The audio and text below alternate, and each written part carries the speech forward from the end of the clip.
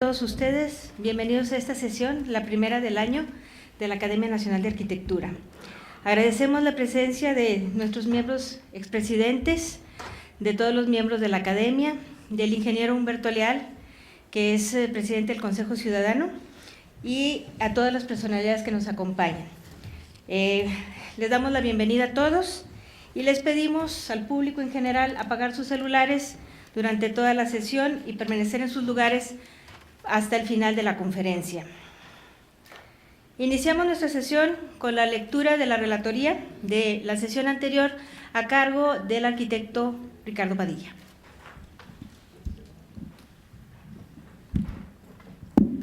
Gracias, buenas tardes. La sesión del 7 de diciembre de 2009 tuvimos invitada a la arquitecta Mari Carmen Elosúa González, y la comentarista fue la doctora Celia Arredondo Zambrano. Su título: Intervenciones urbanas en Estados Unidos y México.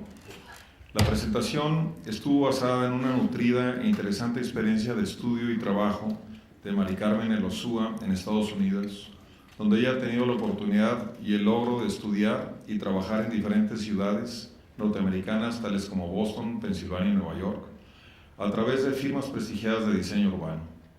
Los trabajos presentados son impulsados básicamente por dos vertientes.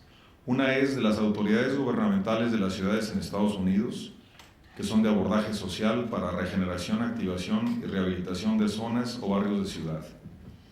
La otra responde al interés de alguna empresa desarrolladora que busca ofertar productos inmobiliarios para un mercado determinado en México.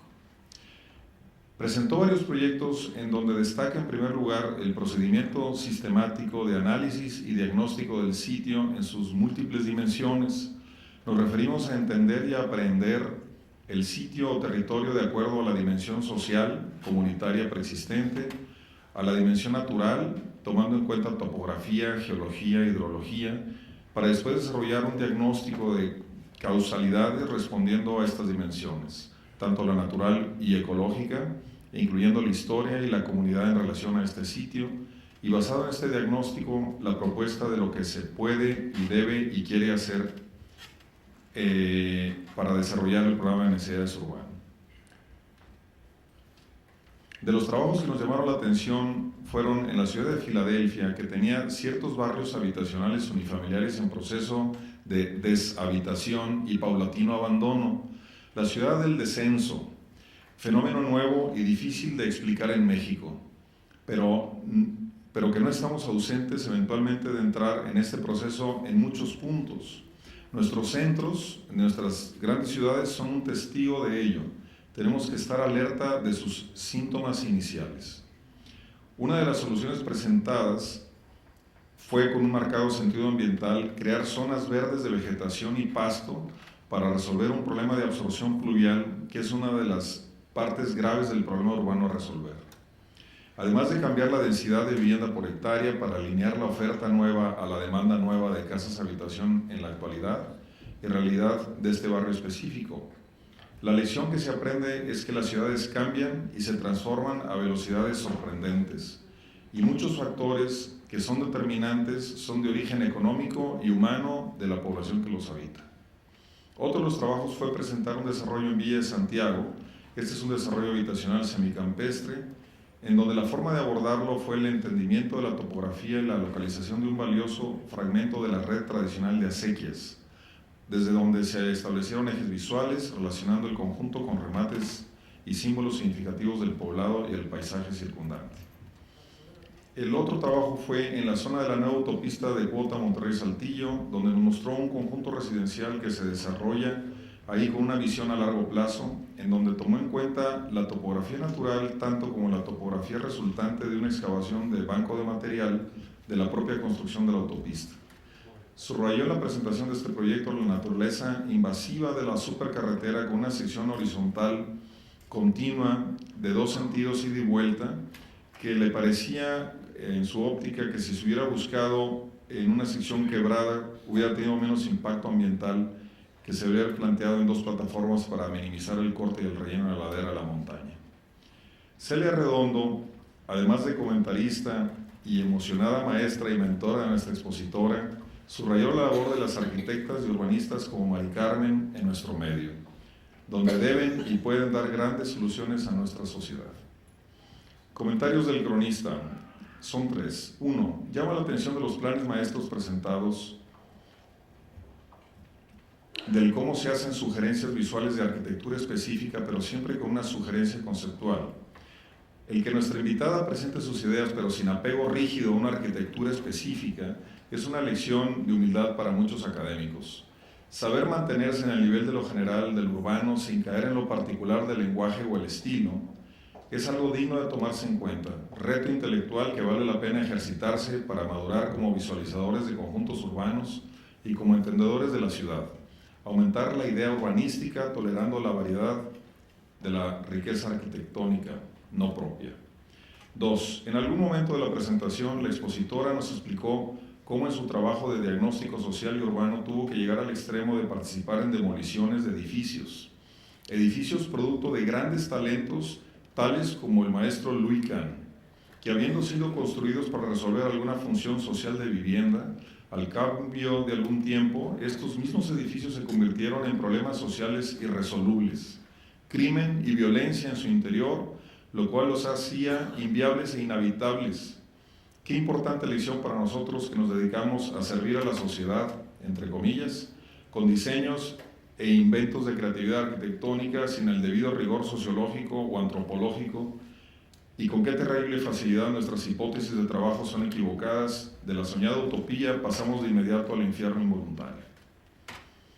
Y el último comentario es: derivado del punto anterior, deberíamos de tener y practicar un procedimiento de análisis y diagnóstico urbano arquitectónico riguroso para regresar valientemente a visitar nuestros trabajos después de varios años de uso y prueba, para realmente atestiguar en dónde nuestras inocentes hipótesis son probadas sin piedad y así llegar a conclusiones, tanto de aspectos humanos, individuales y colectivos, como urbanos y de toda índole, hasta de mantenimiento y conservación, así como de especificaciones de detalle y materiales. El no hacerlo es muy parecido a la paternidad o maternidad no responsable, en donde el hijo nace, se le da la espalda y se abandona a su suerte. Nadie gana así. Sin esta última parte ni se cierran círculos de conocimiento. Pudiera ser una buena idea o línea de trabajo para la propia academia en un futuro cercano, donde nosotros mismos regresemos a nuestros trabajos o a trabajos de nuestros compañeros y imaginar la ciudad como un laboratorio de pruebas vivo, en donde el diario ácido de la cotidianidad está probando todos los proyectos realizados por nosotros mismos o por los arquitectos y urbanistas ya idos. Muchas gracias. Muchas gracias, Ricardo. Excelente relatorio. La arquitectura vernácula en México es un ejemplo de las experiencias constructivas donde se han aplicado los conocimientos acumulados por siglos. Conocimiento acerca del uso de materiales y aplicación de técnicas de edificación, empleo eficiente de los recursos naturales, con un sentido de respeto por la naturaleza, como es el caso de la Casa Maya. Como en muchos ejemplos de la arquitectura vernácula, la Casa Maya no ha sido valorado lo suficiente por la sociedad mexicana, que desdeña la importante aportación de una tradición constructiva aplicada durante siglos, herencia palpable de una excepcional cultura que ha trascendido en el tiempo. La falta de interés hacia la Casa Maya se debe en parte a la visión occidental colonialista de considerar poco importante para el desarrollo de un país ya inmerso en la globalización la manera tradicional de construcción de la casa-habitación producida por el pueblo. Pero las bondades de la arquitectura vernácula del sureste siguen siendo apreciadas y deberán revalorarse, pues de acuerdo a las nuevas tendencias de la arquitectura sustentable, los conocimientos que aporta la Casa Maya se convierten en una fuente importante de información para lograr construir viviendas dignas, confortables y respetuosas con el paisaje natural y urbano, que ahora es una demanda mundial.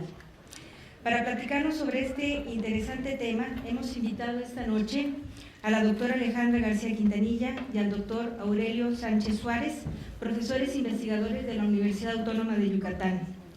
Los comentarios de la conferencia estarán a cargo del arquitecto Macario Aguirre Puente, académico emérito del capítulo Monterrey y distinguido profesor e investigador de la Universidad de Monterrey. Antes de iniciar la conferencia, Le pido al arquitecto Héctor Domínguez del Peral, secretario de este capítulo, nos haga la lectura de la semblanza de nuestro invitado, de nuestros invitados.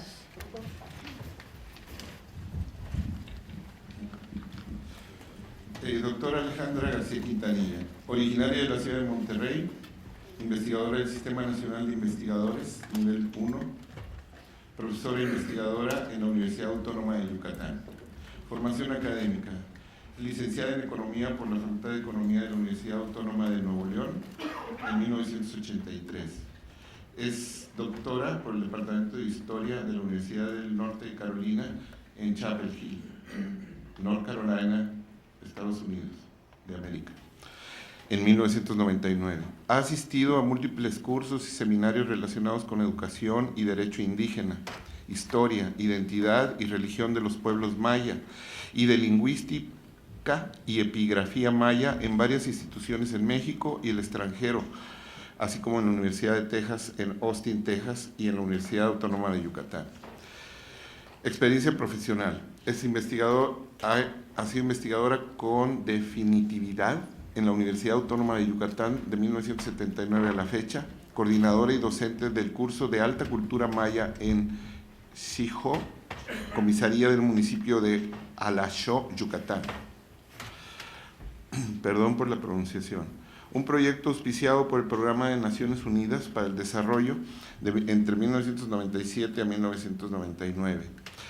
También ha sido coordinadora del Departamento de Cultura Maya e Identidades Regionales en la Unidad de Ciencias Sociales de la Universidad Autónoma de Yucatán del 2005 a la fecha, y es miembro del Consejo Interno del Centro de Investigaciones Regionales Dr. Hideo Noguchi de la misma universidad del 2005 a la fecha. Investigaciones realizadas en 1996, Historia de la Salud en Yucatán, siglo XIX. En 1987, Historia del Evento Agrícola en Yucatán. 1983, la formación de la estructura económica de Yucatán. En 1983 también Una primicia del viento, que es un guión cinematográfico corresponsable con el cineasta Jorge Amezquita de la UAM. Y en 1979, Enfoque para un Plan de Desarrollo Municipal, Mérida y su región, Grupo Tecnología Alternativa AC. Tiene publicaciones como esto: Los lugares y los tiempos, ensayos sobre las estructuras regionales del siglo XIX en México.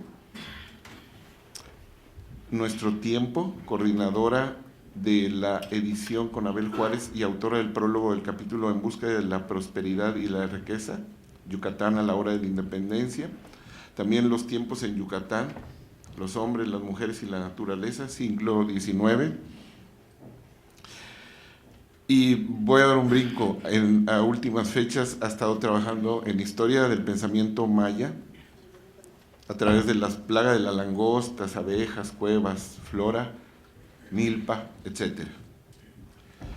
Tuvimos que abreviar el currículum, es muy extenso y probablemente esté demasiado abreviado. Del doctor Aurelio Sánchez Suárez, profesor investigador de tiempo completo, titular A del Centro de Investigaciones Regionales, Unidad de Ciencias Sociales de la Universidad Autónoma de Yucatán y miembro del Sistema Nacional de Investigadores. Su formación académica: es arquitecto por el Instituto Tecnológico de Campeche, es maestro en arquitectura con especialidad en restauración de monumentos por la Escuela Nacional NCRIM del INA. Doctor en arquitectura por la Universidad Nacional Autónoma de México con mención honorífica. Tiene un posgrado en el CEP, sí, postdoctorado en un centro de estos, perdón, Aurelio, de la Coordinación de Humanidades de la UNAM.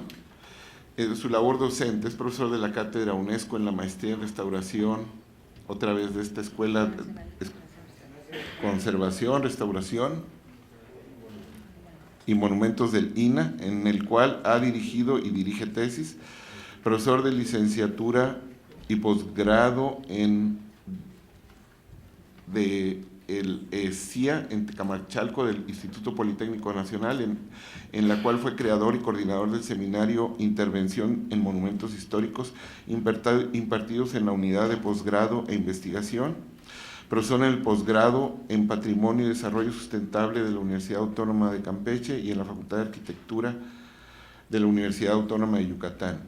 Con proyectos de investigación, ha realizado varios proyectos de investigación sobre arquitectura vernácula, conservación del patrimonio cultural y espacios abiertos y transculturización urbana en poblados mayas de la península de Yucatán. Ha publicado varios artículos relacionados con estos temas. Libros, publicación de libros. Capítulo del libro con el tema Viviendas en la zona maya, en patrimonio construido con tierra, de Luis Guerrero, como coordinador de la Universidad Autónoma Metropolitana, UNESCO, 2007, México DF. Capítulo del libro con el tema Arquitectura vernácula y prácticas socioculturales. Los tablados del Camino Real de Campeche, tradición, modernidad y subsistencia en localidades, etnicidades y lenguas frente a la globalización. Coordinador el señor Ricardo López Santillán. Y también un capítulo en el libro con el tema Un invitado a las moradas de Tlaloc. Y el inframundo maya, Huantul y el inframundo maya en las moradas de Tlaloc, a través de la Escuela Nacional de Antropología e Historia del INA en México, que está en impresión. Pues yo creo que están bienvenidos y pues si pueden pasar a darnos la plática.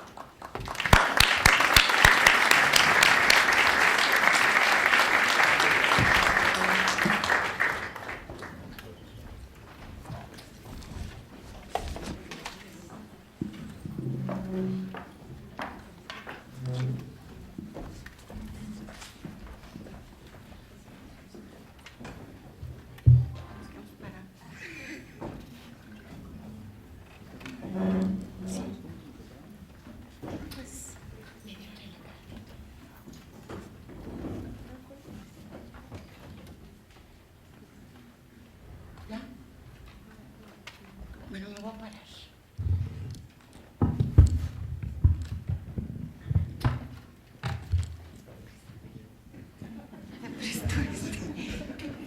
Es que no sé hablar sentada, disculpen. Bueno, pues en primer lugar, muchísimas gracias a la Academia, de parte del doctor Aurelio Sánchez y mía, por esta invitación, en particular a su presidenta, que ya lo veo, a la doctora Julieta Cantú, y pues a mi queridísimo amigo y hermano, el arquitecto Héctor Domínguez. Muchas gracias por esta oportunidad. Bueno, pues hoy vamos a platicar sobre la vivienda maya. Y no sé a quién le digo que la pase. Ay, yo la paso, ¿verdad?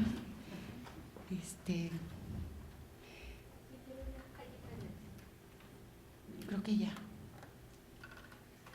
Tiembla, pero no se prende. ¿Ya? Ya me pasé. Gracias, Malita. Ya me pasé mucho. Ok. Bueno, me toca a mí presentarles el tema, ¿no? En la historia oficial, que desafortunadamente, por la cual desafortunadamente tenemos que pasar todos en la primaria, la secundaria y mucho más, el pasado de los mayas y todo lo maya se exalta, pero se le limpia de toda conexión con los mayas contemporáneos. El maya muerto es un maya glorificado. Pues con la vivienda maya sucede lo mismo. El colonialismo ha sido despiadado. Y cuando hablamos de colonialismo nos referimos a el tratar a los mayas, en general a todos los pueblos originarios, como si fueran extranjeros en su propia tierra. El tratar su cultura, su lengua, su ser mismo como extranjeros.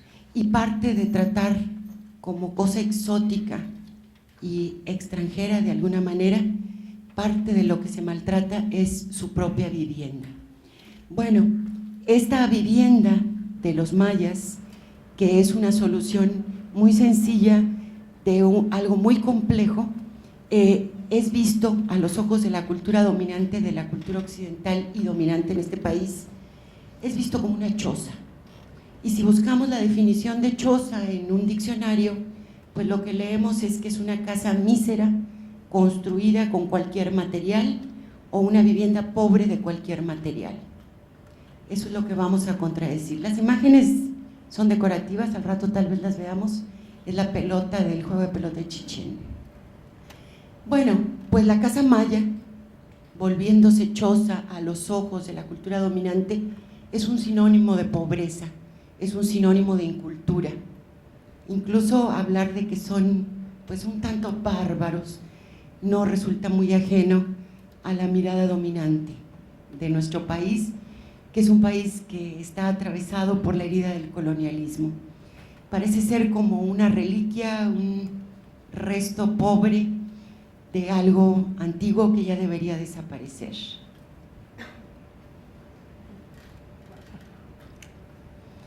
Bueno, pues esa mirada es justamente la que hoy queremos contradecir. Al contrario, nosotros venimos a proponer que la casa maya, que la vivienda maya, está en la génesis de la arquitectura monumental que tanto se admira, que fue un concepto muy poderoso que desde el interior se convirtió en un principio estético vital al desarrollo de la cultura, de la arquitectura ciertamente, y que hoy día, entre los mayas de hoy, que siguen siendo hombres y mujeres cultas e interesantes, que hoy es un objeto vivo, casi un organismo, que es poderosamente constructivo de su propia identidad maya. Y que además, en este planeta tan agredido, constituye una interesante propuesta de arquitectura bioclimática. Entonces vamos a proceder a presentarles la vivienda maya en dos tiempos, en los tiempos mesoamericanos y luego bajo el colonialismo. Sigue mi compañero. Okay. Bien, entonces vamos a comenzar primero con lo que es el inicio de la arquitectura dentro de la cultura maya.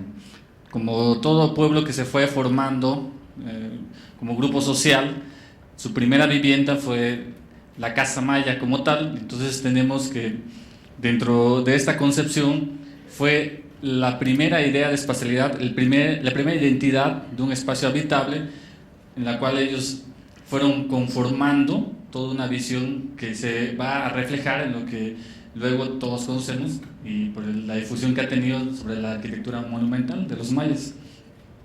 Entonces, nos falta la primera imagen. Entonces aquí tenemos, son imágenes del edificio 4 del periodo preclásico, pero tomamos más de Becán. Vamos a ver más adelante algunos otros aspectos. Solamente son imágenes, vamos a ir detallando ahorita más adelante, ¿no? Entonces planteamos nosotros en nuestra hipótesis que la arquitectura monumental de los mayas tiene su génesis en la vivienda maya, lo que nunca se ha valorado.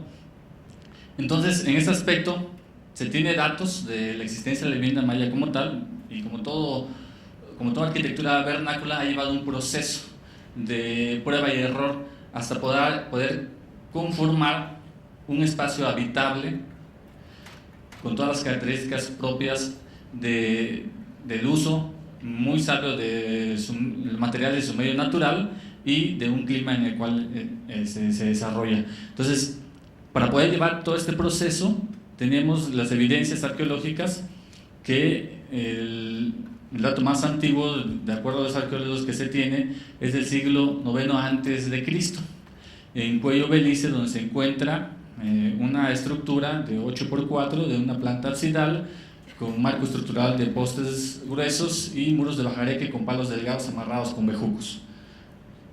Esto es lo que se construyó en el siglo IX antes de Cristo. Eso es lo que hoy en día vemos.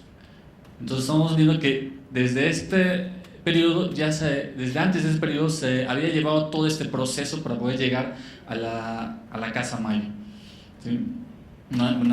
Hay otras evidencias en donde, ese es el mirador en Guatemala, también de ese periodo en Cojuez del Serén en El Salvador, también del preclásico, donde se han encontrado evidencias de este tipo de construcciones. Muy pocas, porque sabemos que son materiales perecederos, pero pues han encontrado los rastros, los cimientos de los postes y la forma en que se ha estado presente. Son imágenes que se van dando. Bueno, ¿cómo va a ir siendo este proceso?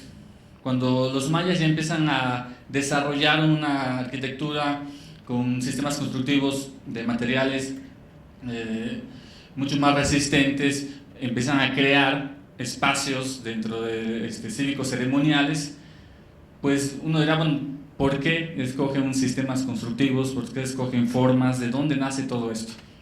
Y muchos dirían, bueno, pues lo único que tenían en mente pues era esto, o la casa maya no sabían. En realidad los mayas hay evidencias recientes que se encontraron en el sitio arqueológico de Calakmul, también de los más antiguos, de la subestructura 2, de los más antiguos que se tienen, que hay una bóveda de cañón corrido. Entonces los mayas desarrollaron bóvedas de cañón corrido. Finalmente, buscando un espacio que les diera más identidad, o en el proceso de diseñar lo que les traía más identidad a ellos para poder expresar este concepto dentro de su arquitectura monumental, fue el espacio habitable que por siglos habían estado desarrollando, algo que a ellos les representaba un elemento vital, como había mencionado Alejandra, ¿no? Y de esto es que va naciendo. Entonces, bueno, se ha discutido mucho sobre el falso arco maya, ¿no?, a este respecto dentro de la arquitectura monumental, y la discusión va en eso, o sea, de que si es arco o no es arco, bueno, es un sistema voladizo, entonces viene siendo bóveda. Pero ¿de dónde nace esto? Pues nace de la representación, bueno, en primera instancia de crear un espacio cubierto, pero de la representación de lo que va a ser su espacio cotidiano. Y pues esto es la cubierta, y esos son los elementos. Es el valor, belchó, que tiene la vivienda maya, y que en el sistema de salenizos estos elementos no tienen una función estructural. Entonces, si están puestos ahí es para referenciar que este espacio es su espacio cotidiano, ¿sí? Y no que buscan un elemento como tal solamente para representar, no, o sea, hay una liga muy muy directa a su espacio cotidiano.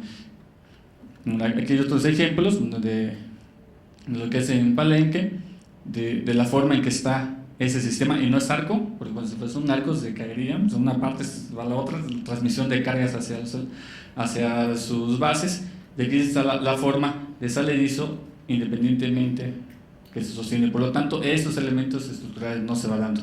Y pues esto se fue representando en interior, y se fue representando en exterior, se fue representando en todos aquellos elementos que los mayas van a ir desarrollando dentro de su arquitectura.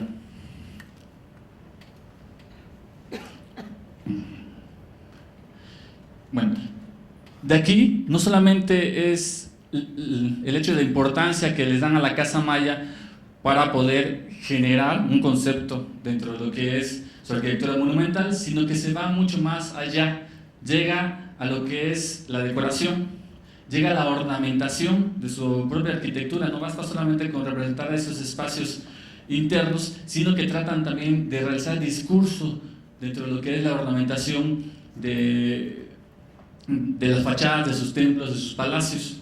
Y aquí vemos varios ejemplos como la vivienda maya empieza a ser reproducida en gran cantidad de elementos y empieza a estar vinculada con muchos otros. Ese es el cuadrangulo de las monjas. Aquí vemos cómo está representada la serpiente, pero la serpiente en la forma de zigzag que se representa también agarra el contorno, ¿no?, de la vivienda. Entonces, en todos los aspectos va a estar presente lo que es la vivienda, en lo que es el discurso. Aquí ya vemos una toma mucho más generalizada de todo lo que estamos viendo, ¿no? Aquí hay los elementos y enfrente va a haber otros más. Se representó también en murales, en todo lo que es sus bienes muebles. Entonces la pintura mural también está representada. Y aquí tenemos parte del fresco del Templo de los Guerreros, ya desaparecido. Lo pusimos aquí como viendo esta imagen, Alejandra y yo estamos analizando toda la imagen y pues tratando de descifrar otros elementos que los que han hecho descripción de este discurso no habían considerado. Entonces aquí vemos, este es el Templo de los Guerreros y se trata todo el discurso de un ataque que se tiene a un poblado, entonces es un ataque sorpresivo. Entonces pusimos, se interrumpe la vida cotidiana del chancá o del barrio. ¿Por qué? Lo que se representa aquí es como un barrio, es la representación de un barrio, y aquí se puede apreciar hasta lo que es un patrón de asentamientos. Y vemos cómo está la distribución de todo lo que es el espacio cotidiano que se va dando dentro de un pueblo, y vemos la orientación que tiene. Esa es una vivienda vista de frente, y estas son viviendas que, bueno, por su representación bidimensional, uno diría, bueno, la puerta está corrida a un lado. No está corrida, sino que está en diagonal. O sea, que su frente está dando hacia este espacio y esta también su frente da hacia ese espacio. Entonces, por perspectiva, lo que es la puerta se recorre, pero como la representación es bidimensional, no se puede apreciar esa perspectiva, ¿no? Pero se ve cómo está todo desarrollado en torno a un fogón. Y pues aquí entra muchos otros elementos que Alejandra va a tratar a profundidad más adelante. Entonces, y es la forma en que estamos viendo cómo la vivienda, el templo, que es también hecho, que es un templo de barrio que está hecho a través de una enramada, igual, y aquí vemos claramente la utilización y el uso de lo que son sus recursos naturales, la forma sabia de utilizar todos los materiales de su entorno para poder representar no solo la vivienda, sino hasta sus espacios sagrados. Este es del mismo mural, es otra parte, otro fragmento, en donde están estas representaciones. Unos autores dicen que son templos, nosotros ponemos viviendas, o popolná, o casa de consejo, porque bueno, el acceso es mucho mayor, ¿no? O sea, y vemos que en las anteriores, cuando son viviendas, los accesos son más angostos, pero siempre se sigue utilizando todo lo que es el sistema constructivo. Y pues aquí ya hay un templo que ya está siendo tomado por los guerreros, y aquí vemos ya a otros prisioneros dentro de lo que es este ataque que se da. Y pues aquí vemos que también, bueno, pues el llamado arco colonial de la UNA, donde también hay elementos dentro de la ornamentación, en donde la vivienda maya vuelve a aparecer, presente en lo que es la ornamentación y la importancia, en lo que son, ese es el Palacio de Sayil, en donde vemos también lo que es el bajareque, con las tres uniones que tiene en su sistema constructivo, que son tres maderas horizontales en donde el coloché se apoya. Entonces está toda esta representación dada dentro de lo que es la ornamentación de la arquitectura monumental. Bueno, eso es así como una introducción para ir viendo qué importancia tenía para los mayas la vivienda, que era expresada en todo lo que es su arquitectura. Pero vamos a pasar a otros elementos mucho más interesantes, relacionados también con la vivienda maya, que le corresponde ya a Alejandra. Gracias, Aurelio. Bueno, ahora vamos a Uxmal. No sé, bueno, los que hayan estado en Uxmal, necesito la punta.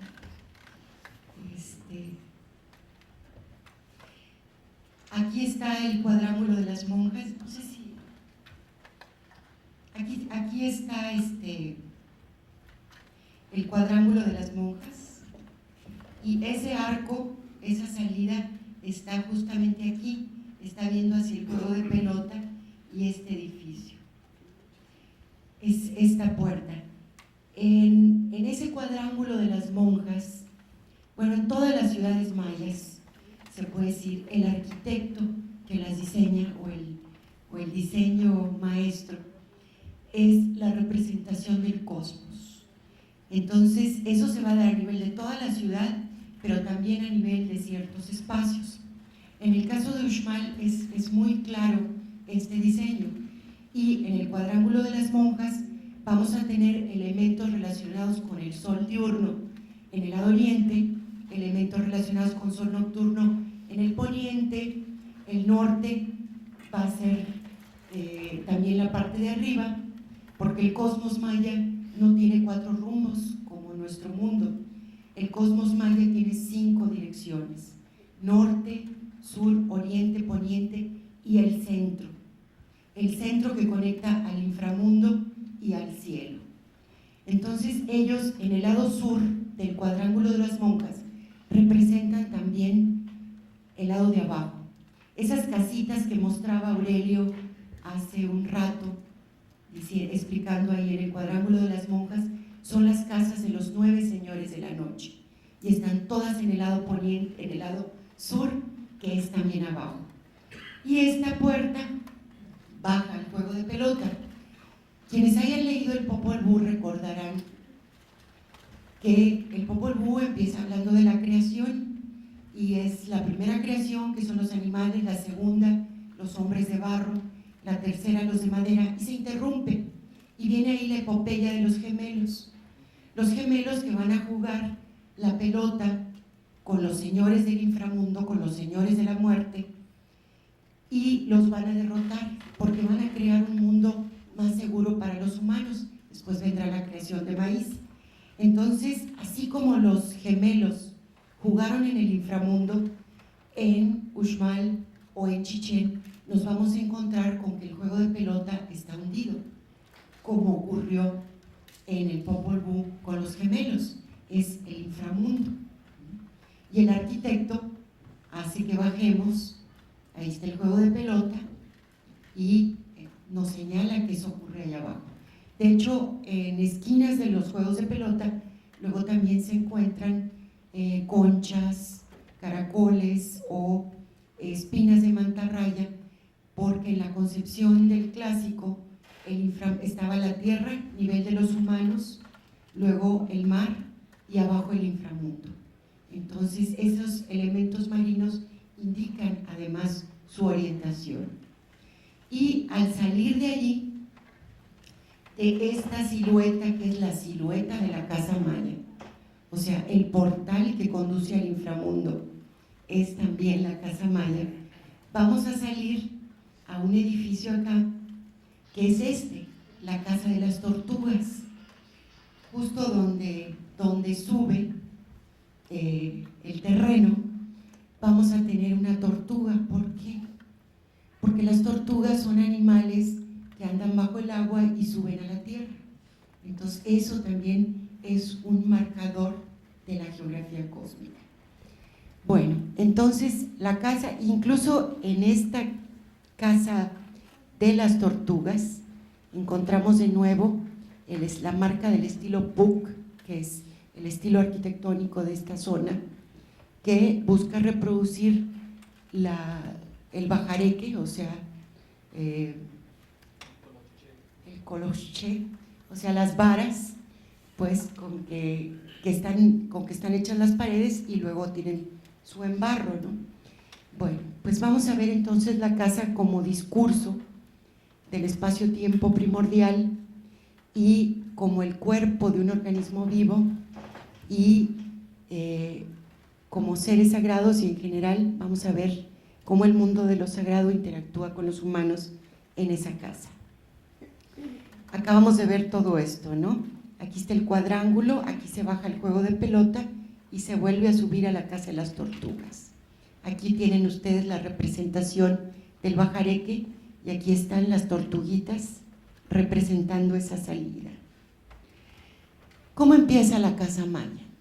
Pues la casa maya empieza como dicen los mayas, que empieza el mundo, que empieza la creación, como empieza todo lo que es importante. Empieza justamente con los primeros 4 postes orientados hacia los 4 rumbos, norte, sur, oriente y poniente. Y si nosotros nos vamos al Popol Vuh, vamos a ver exactamente la misma descripción. Dice, los 4 lados, las 4 esquinas, midiendo, plantando las 4 estacas, doblando el cordel a la mitad, estirando el cordel en el cielo, en la tierra en los 4 lados. Esa fue la acción primera para la creación de Corazón de Cielo. Corazón de Cielo en el Popol Vuh reúne como 6 o 7 dioses, y eso es lo primero que hacen. Clavan las estacas y miden con un cordel, que es exactamente lo que hacen los mayas cuando inician su casa. De hecho, todavía la medida, conocen perfectamente el sistema métrico decimal, pero siguen usando el mecate, el cordel.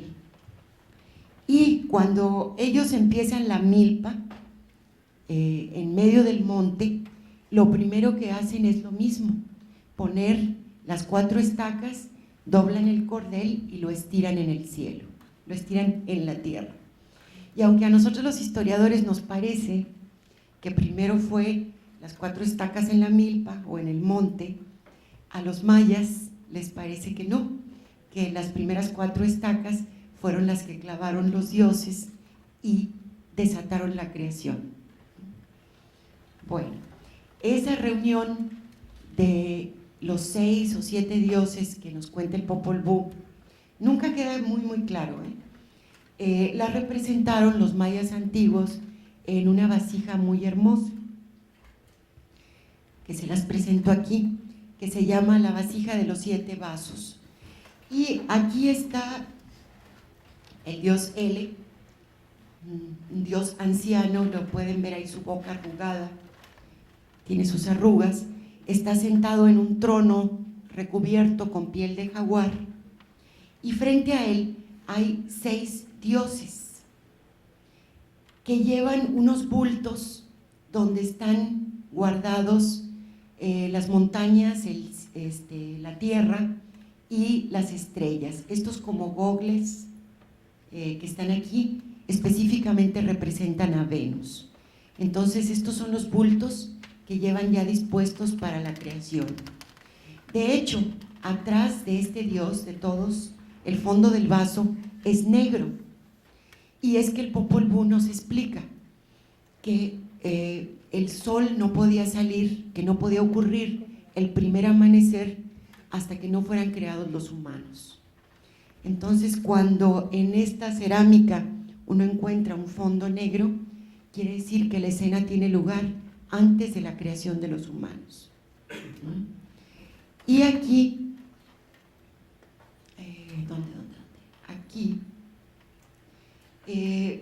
tenemos una fecha muy interesante, que es 4 Ajau 8 Cumcú, que es el día 1 de la creación. Es el día del nacimiento del dios del maíz. Esta escena tiene lugar en ese momento y es hacia allá donde nos remite la forma en que empiezan ellos su casa. Bueno, ahorita vamos a hablar otra vez de esa fecha famosa. Bueno, seguimos con la casa maya. En los libros del Chilam Balam, específicamente en el Chilam Balam de Chumayel, y en Yucatán tenemos la suerte de tener como 16 libros del Chilam Balam, que se llaman así, libros que se encontraron en los pueblos más o menos recientemente, más o menos, en términos del tiempo maya, que son libros que, como ustedes saben, el primer obispo, Fray Diego de Landa, pues les quemó todos sus libros a los mayas, sus códices. Y los intelectuales mayas muy rápidamente aprendieron a usar el alfabeto romano que habían traído los frailes. Cuando empezaron a escribir, se dieron cuenta que los frailes pensaban que estaban leyendo la doctrina, y de esa manera lograron salvar algunos de sus textos. Vaciaron los códices que estaban escritos con la antigua grafía, con la antigua escritura maya, llamada jeroglífico, que es una palabra muy fea. Los vaciaron en el alfabeto romano, en libretas que se habían traído de Europa, y si bien los frailes estaban muy aterrados porque todavía a principios del siglo XVII seguían quitándoles códices y no lograban que esos indios salvajes dejaran de leer sus idolatrías y sus cosas del demonio, pues hacia el siglo XVII, incluso desde finales del XVI, principios del XVII, se empezaron a aterrar aún más, porque se empezaron a encontrar con que los mayas tenían libretas traídas de Europa, escritas con el alfabeto, y tenían ahí sus textos, normalmente religiosos. Bueno, algunos de esos libros se han conservado, algunos son medicinales, otros hablan del pasado, otros anuncian el porvenir, y esos son los que se llaman libros del Chilam Balam, y el apellido de Chumayel es el pueblo donde se encontraron. Y bueno, ya me estoy alargando mucho con el breviario cultural, pero Chilam Balam, ¿qué significa? Chilam era la categoría superior de los sacerdotes. Chi es boca, es decir, es que el que tenía que conocer muy profundamente la naturaleza, la religión, el clima, todo, y era el que anunciaba lo que iba a venir. Lo anunciaba estudiando sus libros y viendo las señales del tiempo. Es el que es boca, Chi es boca, Chilam. Y Balam, que significa jaguar, era el apellido de uno de estos chilames que anunció la invasión española en el área maya. ¿Cómo la anunció? Pues vio lo que les estaba pasando allá en el norte, en Tenochtitlan, y vio lo que estaba pasando en Centroamérica y dijo, no tardan en caernos. Y así escribió su profecía, la del Catún de las Flores, donde dicen que vendrán los extranjeros y chuparán hasta matar la flor de nosotros para que viva la suya.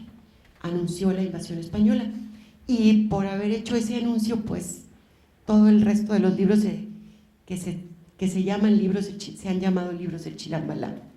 Bueno, en el de Chumayel se anuncia la creación y el fin del mundo, igual, con los 4 postes como empieza la casa, solo que aquí son 4 ceibas. Se alzará Chac y Mish-Che. Chac significa rojo y Mish es la ceiba y Che es el árbol. Columna del cielo, señal del amanecer del mundo. Se alzará Sac y Mish-Che. Sac significa blanco, la ceiba blanca al norte, soporte del cielo y señal del aniquilamiento será la ceiba blanca. Se alzará también Ek y Mish-Che, la ceiba negra al poniente del país llano, señal del aniquilamiento será. Se alzará también Can y Mish-Che, ceiba amarilla al sur del país llano, como señal del aniquilamiento. Entonces, estos 4 ceibas, en este caso estos 4 postes de otra madera que se alzan, pues van a ser tan importantes como el origen del cosmos y como su anuncio de lo que puede venir. Bueno, ¿por qué decimos que hay tiempo y espacio primordial? ¿Qué otras razones hay? Si observamos los nombres que han puesto ellos a las partes de la casa, vamos a ver varias cosas interesantes. Hay aquí un travesaño, ¿lo ven? Que se llama Ak, que significa brazo de tortuga, de acuerdo al constructor maya de Nunquini, Campeche, que es tío de Aurelio, y que Aurelio lo entrevistó, porque Aurelio es de allá. Bueno, y está en el diccionario, en uno de los diccionarios más antiguos del maya. Bueno, tenemos aquí pero fíjense, tenemos, además de que esto es Kak, brazo de tortuga, y acá tenemos otro, tenemos otras cosas. Por ejemplo, tenemos Hol Nak Che, que significa cabeza es Hol, casa Na y madera Che, o sea, es la cabeza de la casa. Y acá tenemos Pach Na, que significa la espalda de la casa. Entonces tenemos la cabeza, los brazos de la tortuga y su espalda. ¿Y qué hace una tortuga en la casa de los mayas, verdad? Pues resulta que la tortuga representa un cerro, una cueva y a la tierra misma en el pensamiento mesoamericano. Y de una tortuga con una hendidura en su caparazón nació el dios del maíz. Y eso es lo que está representado en esta preciosísima vasija del periodo clásico. Miren qué belleza. Aquí está el dios del maíz naciendo, y aquí de su cráneo sale la hoja de maíz, por eso lo reconocemos. Es un hombre joven, representado en el clásico, bello. Aquí están los gemelos que lo van a lavar, y aquí está el caparazón de la tortuga, porque la tierra es una cosa viva. A veces lo representaban como tortuga, a veces como un lagarto, pero es un organismo vivo. Y aquí hay como una peliculita, o sea, el artista que lo hizo de una manera muy inteligente nos retrata todo un proceso. Miren, ven aquí abajo está como una semillita. Bueno, esa es la semillita original del maíz. Aquí tenemos dos lirios acuáticos representando esa capa de mar que les decía yo, que está entre el inframundo y el nivel de los humanos. Acá arriba hay una calavera, ¿la alcanzan a ver? Bueno, esa calavera es la semilla que se está pudriendo, que se está muriendo. Y arriba de esta calavera están unas hojitas, es el maicito que están haciendo, hasta que ya sale convertido en un joven, listo para que los humanos nos lo comamos acá arriba, ¿no? Este nacimiento del dios del maíz, de una hendidura de la tortuga, aquí está la cabeza de la tortuga, justamente en el clásico, porque, bueno, el Popol Vuh es una de las versiones, la que nos llegó a nosotros, pero durante el periodo clásico muchas partes de esa versión que nos llegó están escritas en edificios con su escritura, o pintadas, o en escultura, y podemos reconocer muchos episodios. Lo que parece haber sido el episodio central en el clásico es justo el nacimiento del dios del maíz, y eso los mayas hicieron un cálculo impresionante, se pusieron de acuerdo todos sus calendarios mayores a 300 años y encontraron que ese día era el 4 Ajau 8 Cuncú. Ajau es nombre de día y Cuncú es nombre de mes, es del año 3114 antes de Cristo. Es como que imagínense que nosotros hacemos el cálculo de hace 3114 años, tal día de agosto, y decimos va a ser jueves 25 de agosto del año 3114 antes de Cristo. Sin tener cómo multiplicar ni dividir cabalmente, es una proeza matemática. Ellos tenían muchos ciclos calendáricos. El más largo y el distintivo de los mayas y del periodo clásico es el llamado la cuenta larga, que justamente es de 5.125 aproximados años solares, porque su año solar era de 365 días, y se va a terminar el 21 de diciembre del 2012, pero se va a acabar el ciclo, no se preocupen, no el mundo. Al menos los mayas no. Hollywood sí, los mayas de Hollywood sí, pero los mayas de la zona maya no. Bueno, esta es la importancia de la tortuga, es una cueva, es un cerro, y es donde nació el dios del maíz. Y de hecho, si lo comparamos con una casa, pues podemos ver que tiene algo de tortuga el techo de la casa de los mayas de hoy y de ayer también. Bueno, en el Popol Vuh dice que en Pampachil, que es el lugar quebrado, y en Pancayalá, el lugar del agua amarga, fue donde encontraron el maíz para crear a los humanos. Ahora, esto del cerro hendido y el estar ahí era muy importante, y los reyes del periodo clásico lo usaron para propaganda política. De hecho, aquí tenemos en el templo de la cruz foliada o de la cruz con hojas, que en realidad es una planta de maíz, ¿no?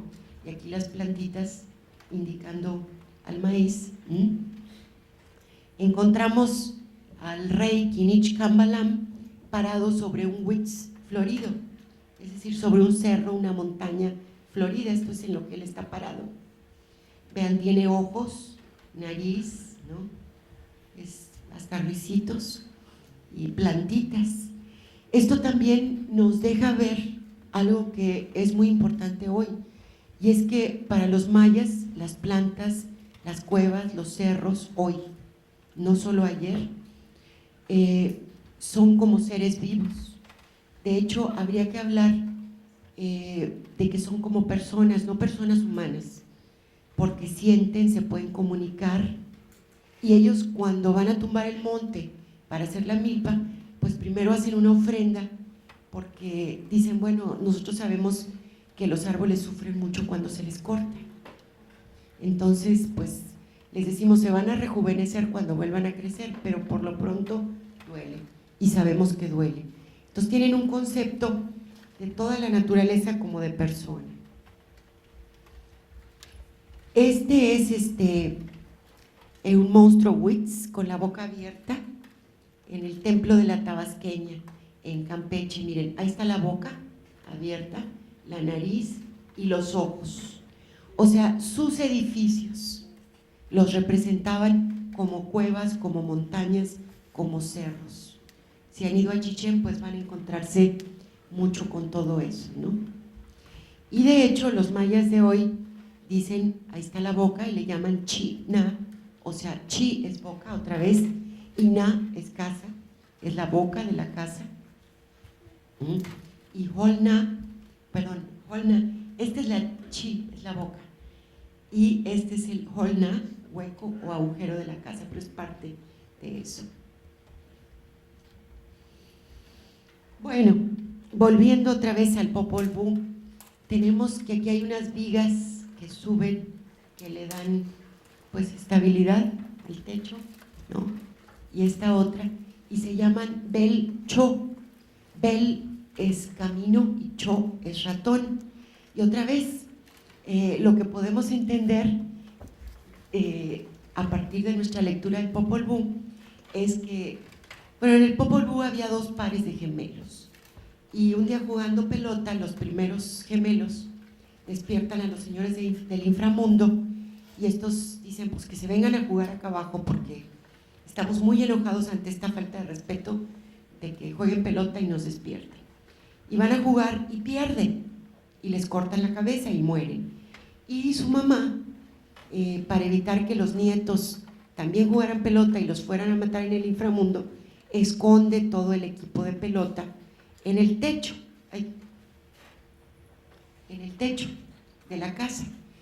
Y es un ratón en el Popol Vuh el que viene con el segundo par de gemelos, con los hijos, y les dice, oigan, ahí en el techo de la casa está escondido, su abuela escondió todo, sus rodilleras y sus pelotas y sus todo.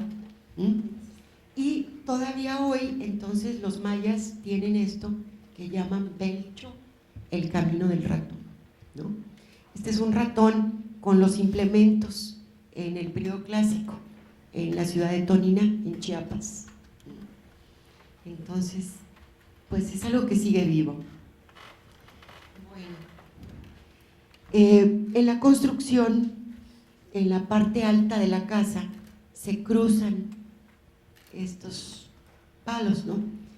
Y ellos le llaman ek a esto.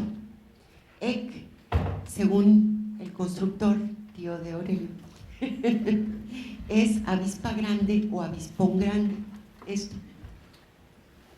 Y si nosotros nos vamos a lo que sería la arquitectura de la costa oriental en Quintana Roo, vamos a encontrar que en la parte sobre las puertas de todos los edificios vamos a encontrar figuras descendentes que parecen insectos, tienen alas y tienen como una parte bajo un vientre puntiagudo de insecto, parecen abejas, se piensa que son abejas, aunque tienen aquí las hojas de maíz, y es una combinación abeja, dios del maíz. Y Ek, ese es el efecto avispa. Shushek es una estrella avispa, es Venus. Estos son los murales de Tulum, aquí lo vamos a ver en más detalle. Aquí tenemos un cielo nocturno representado por la piel del jaguar. El jaguar es un animal asociado a la noche, al sol nocturno. Y tenemos unos rayos de sol aquí. Aquí hay estrellitas, estas como Us, son estrellas. Pero aquí hay rayos de sol, rayos de luz. Entonces, qué loco, como que día y noche juntos. Pues sí, porque es el atardecer y el amanecer. Es ahora de la duerme vela cuando aparece Venus, que es la estrella avispa, Shushek. Este es un precioso mural de Tulum, donde, bueno, rápido, son personajes aquí. Tenemos a dos mujeres que son los personajes de mayor autoridad, están sentadas, las reconocemos porque su vestido es largo y traen un quesqueme, y están entregando a lo que parecen ser, parece ser un chac, alguna ofrenda, o ellos a ellas, ¿no? Y el fondo de atrás es azul, y aquí hay símbolos marinos, es decir, esto está ocurriendo abajo en el inframundo. Bueno, pues no me faltó nada. Todo esto, todos estos aspectos simbólicos que son muy antiguos, se siguen reproduciendo hoy día cada vez que se construye una casa maya. Sin embargo, tarararán,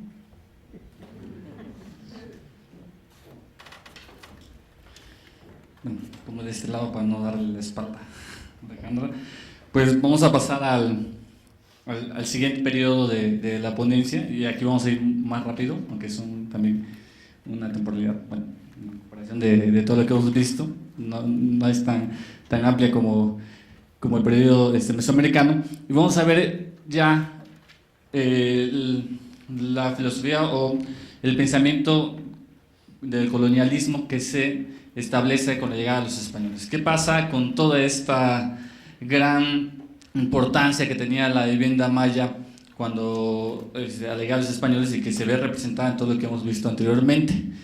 Pues empieza a tener un proceso de desvaloración ante los ojos de aquellos que llegaron a intentar colonizar y dominar al pueblo maya. Entonces hay varios elementos que empiezan a excluir a la vivienda maya dentro de toda esta importancia de que su pueblo la pero no podían hacerlo por ellos mismos, entonces había que llegar y solamente ellos podían acercarlos hacia Dios, ¿no? Desde ese momento ya los empezaban a denigrar, desvalorar, a poner un nivel más bajo, y por eso, obvio, la vivienda que habitaban también empieza a sufrir esto. El tipo de material del sistema constructivo no tan común para ellos, también lo ven como un elemento pobre dentro de la arquitectura, ¿no? Le llaman arquitectura. Además de eso viene el patrón de asentamientos, que bueno, muy recientemente, hoy día muchos dicen que pues, no hay como tal un diseño urbano dentro de lo que son las ciudades mayas, y también por su vinculación con los aspectos propios que representaba la cultura maya. Por todo lo que hemos visto, todos esos elementos pues empezaron a ser rechazados por los españoles. Entonces, dentro de esto, tampoco fueron ajenos a las bondades que podía dar la vivienda maya dentro de lo que era todo su proceso de reordenamiento territorial, y entonces se aprovechó por su falsedad constructiva en los movimientos poblacionales. Entonces podían mover, y así lo establecen las crónicas, y Diego de Lana también lo dice, que en 1 o 2 días hacer un poblado completo. O sea, mueves a toda la gente, lo pasas a otro lado, y ellos construían sus casas, y ya en 1 semana ya había un poblado, donde no había nada, ¿no? Entonces aprovechó eso, se aprovechó su capacidad adaptativa en los cambios de ese patrón de asentamientos, que podía llevar de un lugar a otro, y ellos volver a recrear su espacio, que al final de cuentas era lo único que tenían, al ser despojados de su lugar de origen, de aquello que les daba identidad, que los arraigaba a la tierra, los lleva, y lo único que se pueden llevar de ese lugar es su espacio habitable, la vivienda maya, ¿no? Y también dentro de la organización comunal, en la construcción de viviendas, que pues no llega uno a construir, sino que había esta colaboración entre las familias y los familiares de hacer las casas. Hago una, luego vamos a hacer otra, hacemos otra, y no cada quien va a hacer la suya, a ver cuándo terminan, ¿no? Entonces todo este proceso se va dando, pero dentro de todo este periodo en donde fue duramente desvalorada la vivienda, siguió siendo vigente.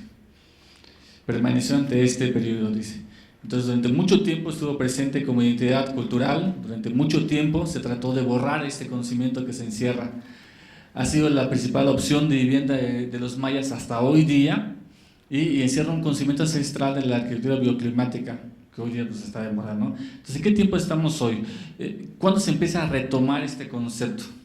Bueno, desde los años 30 es que se empieza a hacer una investigación sobre lo que después se va a llamar arquitectura vernácula, pero no es por los arquitectos, o sea, no son los arquitectos los que le empiezan a dar valor a esto, son pintores, son etnógrafos, antropólogos, quienes los empiezan a ver, pero también con una actitud nostálgica, ¿no? Aquellas fotos en blanco y negro, aquellos paisajes culturales, como se llama hoy, como se denomina todos estos elementos de patrimonio, que se veían, es lo que empiezan a retratar, ¿sí?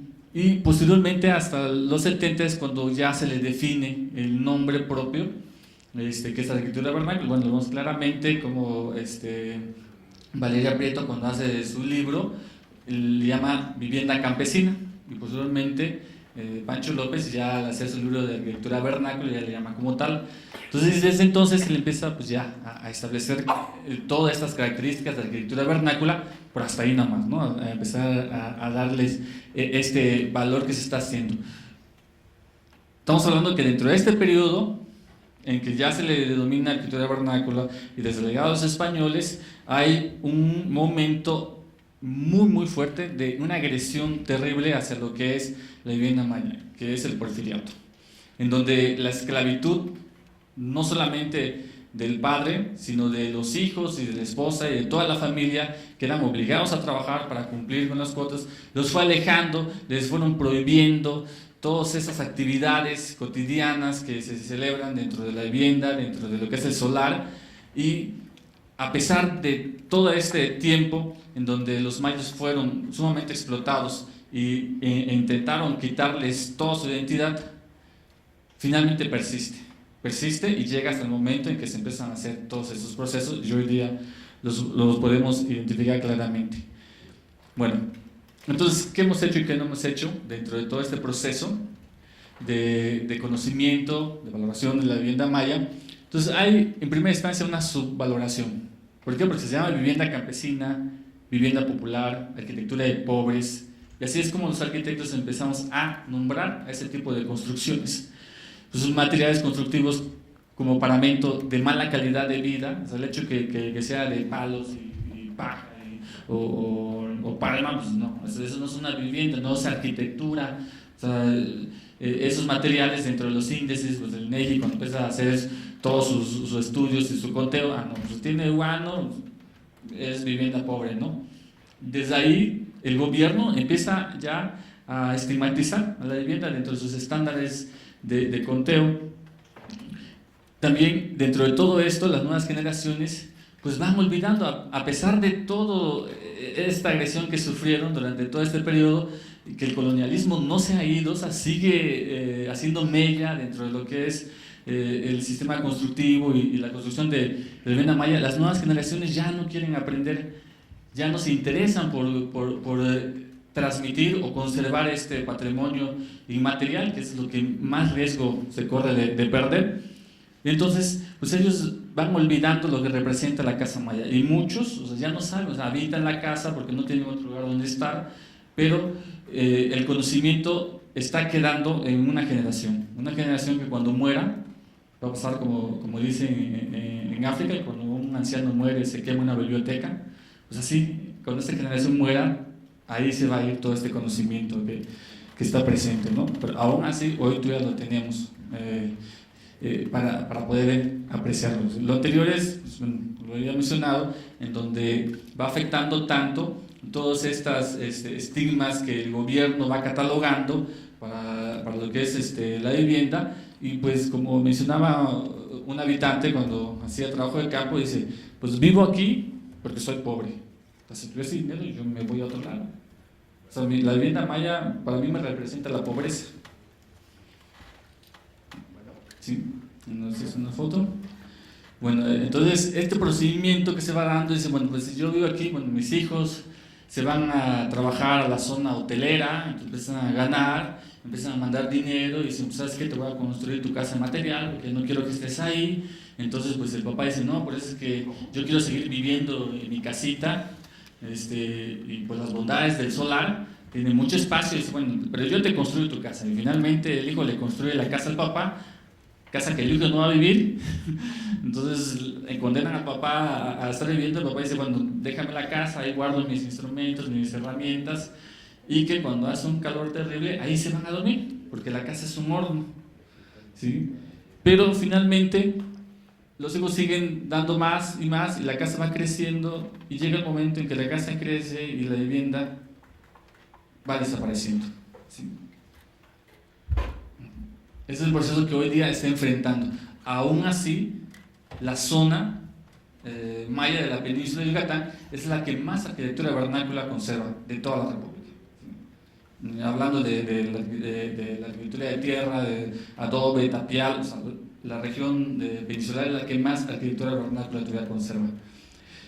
Bueno, dentro de esto está el deterioro, porque el llano, el no tener esos conocimientos muy claros del sistema constructivo, además de no conocer todo lo que es su medio natural, las plantas, veíamos en imágenes anteriores, son como 43 y 39 tipos de especies, estudios que se han hecho en Cobá, sobre los tipos de plantas que lleva la vivienda maya, de todo lo que es su sistema constructivo. Pues esto va ocasionando a que pues utilicen otro tipo de sistemas constructivos, y que ellos ya no hagan reparaciones a la vivienda, no encuentren las maderas, no sepan cómo reparar ya todos los daños. Una casa se construye y tarda 8 años después de que se techa para que se empiece a gotear. Y bueno, los constructores dicen, bueno, si yo las casas que tenemos impermeabilizan de 30 años, ya se gotea. Entonces, en ese sentido se va dando toda esta pérdida del conocimiento. Entonces ya no le ponen la base de mampostería, que es la que protege la arquitectura de tierra,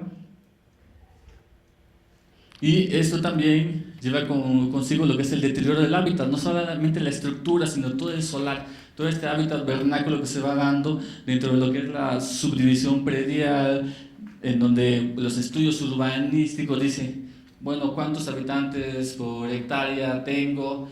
Entonces, bueno, pues ¿qué hay que hacer? Redensificar. ¿Por qué? Porque hay muy poca gente. Entonces, todos esos conceptos urbanos se transmiten a zonas rurales por los mismos estudiantes que puedan ocupar los cargos. Entonces se empiezan a hacer subdivisión prediales de los solares y empiezan a minimizar todo lo que es la actividad que se da en los mismos, ¿no? La dotación de infraestructura y la introducción de nuevas arquitecturas, donde pues ellos al tratar de quitar esta apariencia de pobres, pues van deteriorando hasta llegar a verse cuestiones ilegibles, ¿no? Ese es un solar como debe ser, y este ya es uno dividido, o sea, tenía dos lados, en donde ya la actividad se ve muy minimizada. En ese sentido también nos ayuda a destruir la vivienda los programas institucionales de vivienda. Entonces, ¿qué sucede? Que cuando pues hay huracanes y que se inundan los espacios, y se inundan, ¿por qué? Porque se construyen calles y forman piletas en las manzanas, entonces las albarradas ya no funcionan como tal, y el agua, pues al tener una pendiente mínima, pues ya no circula. Entonces las calles las construyen más alto y empiezan a inundar lo que son todas las manzanas. Pero además de eso, la vivienda no sufre ningún daño. Su sistema, que habíamos mencionado al principio, que es a prueba de prueba y error en su proceso para poder definirla, sostiene su efectividad ante los huracanes. O sea, y si alguna casa se cae es porque un árbol se le cayó encima, no por más. Entonces, pero el gobierno, ¿qué hace? Bueno, pues vamos a dotar, pues ayudar a todos damnificados. Entonces, a repartir lo que son láminas de zinc, láminas de cartón asfaltado. Entonces, pues llegan y te ofrecen, y tú ¿qué haces? Pues lo aceptas, ¿no? ¿Y qué hago? Pues lo pongo en el patio de mi casa. porque mi casa no fue afectada. Entonces te ven con una casa maya, bueno, ahora tú sufriste daño, ¿no? Porque estabas en una casa endeble, pero pues en realidad no sufrió daño, y luego pasa el tiempo, regresan y ven, oye, no estás usando lo que te di, vengas para acá, regrésalo. No, si se trata de usarlo, pues entonces lo uso, y lo ponen encima de su casa, ¿sí? ¿Qué pasa con esto? Que impide las cualidades eólicas de La Palma. Si la casa maya es fresca es porque permite La Palma que el calor salga y nunca se calienta. Entonces, eso es lo que ocasiona el gobierno, además del ruido que hace, que es terrible, ¿no? Y ahora, bueno, vamos a dotarles de vivienda, del programa Fundem. Entonces le empiezan a hacer cuartitos, como el que vemos acá. Bueno, aquí está la escala humana, estarán como unos 15 metros, y les hacen estos cuartitos, una puerta y una ventana por ahí y ya. Y entonces dicen, bueno, toma para que construyas tu cuarto y mejores tu calidad de vida, ¿no? Y pues si una casa que construyen los hijos un poco más grande es inhabitable, pues un cuartito es una bodega, porque no se puede vivir ahí, ¿sí? No se puede vivir, pero eso es lo que el gobierno está haciendo para mejorar la calidad de vida. Y finalmente, el hábitat vernáculo está desapareciendo, porque el gobierno lo que promueve y sus programas de vivienda van encaminados a hacer esto, fraccionamientos. Es un pueblo alejado de la ciudad, y lo que trataron de hacer es esto, desligándonos de todo, o sea, de lo que pasó dentro del porfiriato, todas estas actividades cotidianas que tienen dentro del solar, donde está también parte de sostenimiento familiar, ¿no? Ese es el solar, eso es donde se desarrolla todas sus actividades, y eso es lo que hoy día le están dando. Y bueno, también la gran devastación de la selva, que también va ocasionando que ya no se encuentren los materiales adecuados, idóneos para poder establecer la altura adecuada para que pues, la palma resista ante la lluvia y no se dañe tanto. Y ante esto, pues viene lo que es una necrología, ¿sí? Dentro de lo que es el hábitat. Esta vivienda la tomé en el 2000, en donde vivía la viejita. Entonces la familia habitaba esta vivienda porque la viejita vivía y ella solamente vivía aquí, no se quería ir a una casa de material que habían construido al lado. Entonces ella estaba ahí y pues la vivienda muy bien conservada. Parte de la foto aquí vemos, donde hasta la señora se para, muy orgullosa porque llega a tomar la foto, ¿no? Se para para vernos, es importante la casa, y ahí está.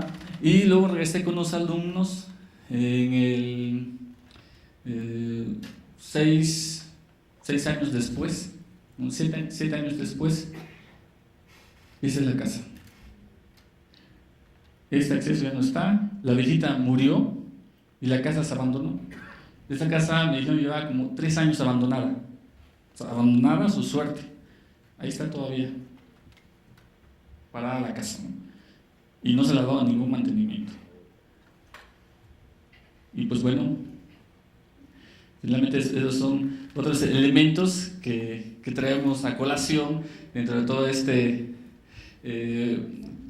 diseño que se presentan dentro de lo que es la ornamentación y la simbología de lo que es el pueblo mesoamericano. Aquí vemos a la serpiente y pues los elementos que podríamos ir representándolo, o sea, no tienen nada que ver con relación simbólica, sino simplemente como algo que podemos traer a colación y que se puede interpretar como tal, el uso de las hamacas, que representan, que muy claramente vuelve a hacer este elemento de serpiente, que se puede ver muy bien en la forma en que utilizan las hamacas, que pues es un elemento apropiado por los mayas dentro de todo esto.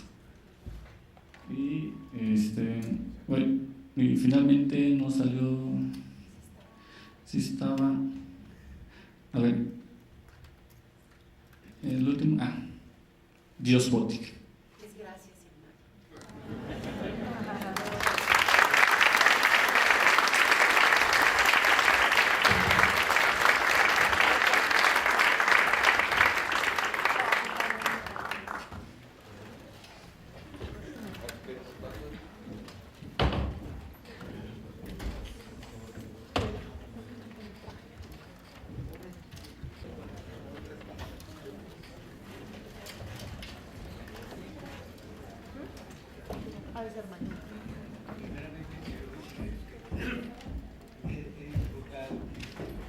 Necesitamos el micrófono, por favor. Bueno, les digo a los conferencistas que he disfrutado mucho, ¿verdad?, de su plática. Y desde luego estoy muy de acuerdo con ustedes en este énfasis que han hecho en relación con el ángel y todas estas cosas. Pero yo me pregunto también, ¿qué es lo que puede dejarnos esta presentación? Porque probablemente no vamos a volver a vivir de esta manera, ¿no? Pero sin embargo, si somos arquitectos, si somos constructores, y en fin, ¿verdad?, andamos a la búsqueda de la creación de un hábitat que sea óptimo. Y esto implica, ¿verdad?, que sea un hábitat que realmente, en donde realmente pueda desarrollarse y hacerse una forma de vida específica. Hay en estas construcciones, ¿verdad?, un refinamiento que proviene, ¿verdad?, de la técnica que se ha venido usando, ¿verdad?, por miles de años, ¿verdad? Y entonces, ¿verdad?, la apariencia, que si nos concretamos al aspecto formal, ¿verdad?, la apariencia es muy atractiva, ¿verdad?, es muy estimulante. Gozamos las texturas, los colores, y gozamos más, ¿verdad?, estar dentro de una casa como estas, en un día caluroso, húmedo, etcétera, ¿verdad? Nos sentimos realmente protegidos del medio ambiente. Entonces, ¿verdad?, el conocer estas técnicas, el conocer las propiedades de estos materiales tan humildes, ¿verdad?, creo que es algo que los arquitectos, un arquitecto que se precie de serlo, ¿verdad?, tenemos el compromiso de conocer esto, ¿verdad?, y encontrar con los materiales que tenemos en la actualidad, ¿verdad?, la manera de provocar situaciones semejantes a esta, ¿verdad?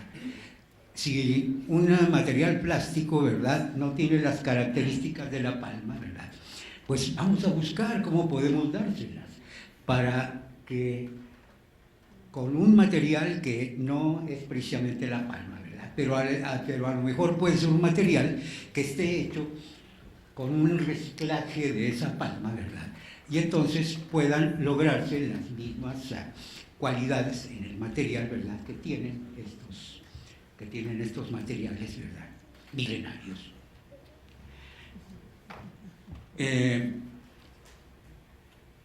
Yo creo, ¿verdad?, que, pues obviamente, ¿verdad?, yo soy un ente evidentemente urbano, ¿verdad?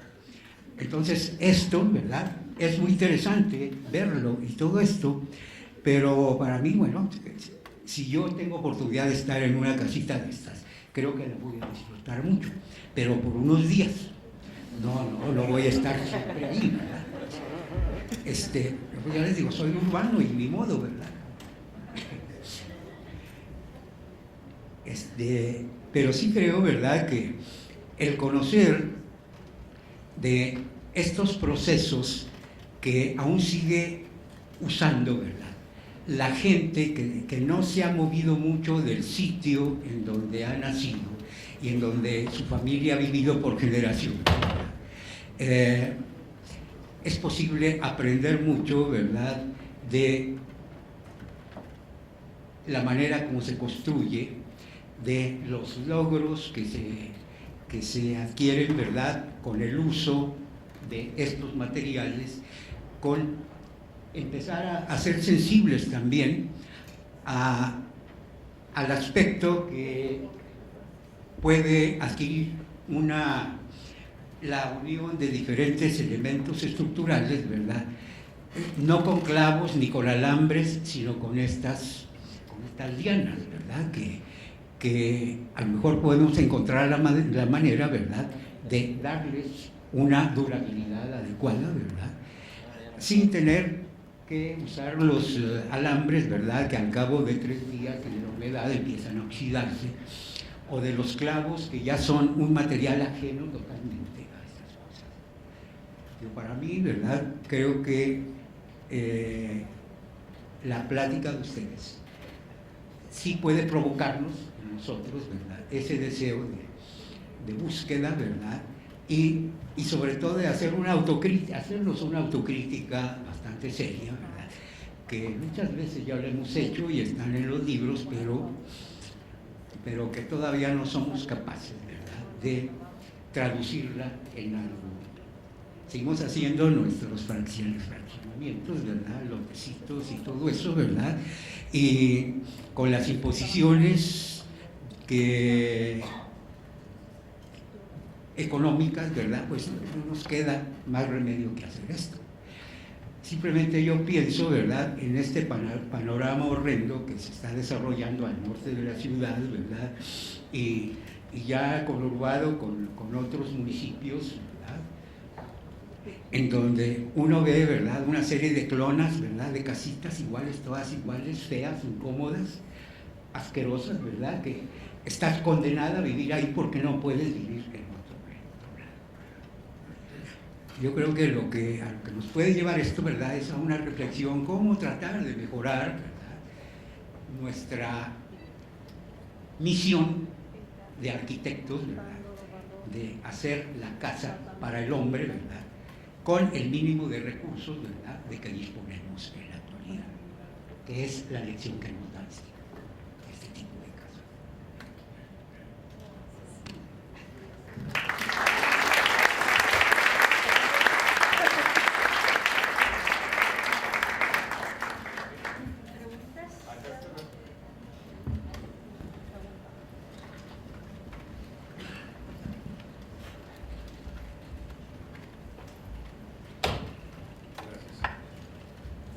Buenas noches, me llamo Juan Manuel Casas, soy arquitecto.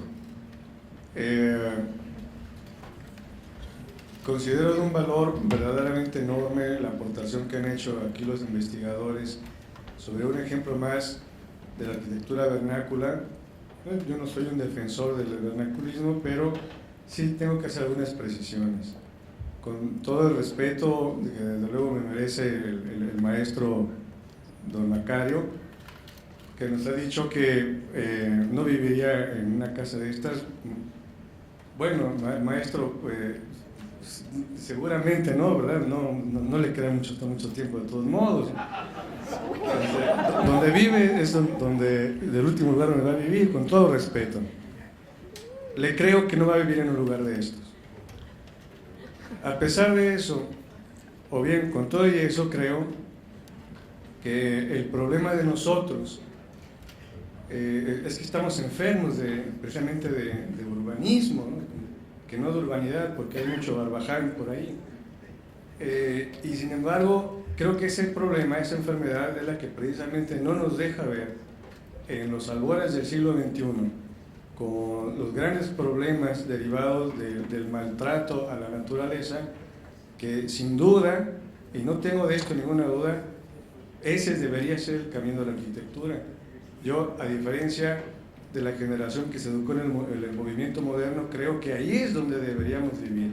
Ese es el tipo de arquitectura en la que deberíamos vivir. Porque esta arquitectura, y perdónenme los que piensen o se dediquen a algo como esto, creo que es la única arquitectura verdaderamente ecológica, sustentable e inteligente. No hay otra, no hay que buscarle, no existen materiales artificiales que sustituyan los beneficios de estos materiales naturales. No la hay. Es esto, y no verlo, yo creo que es pues jugar el juego urbano y mercadotécnico, ¿no? Es todo lo que quería decir. Muchas gracias.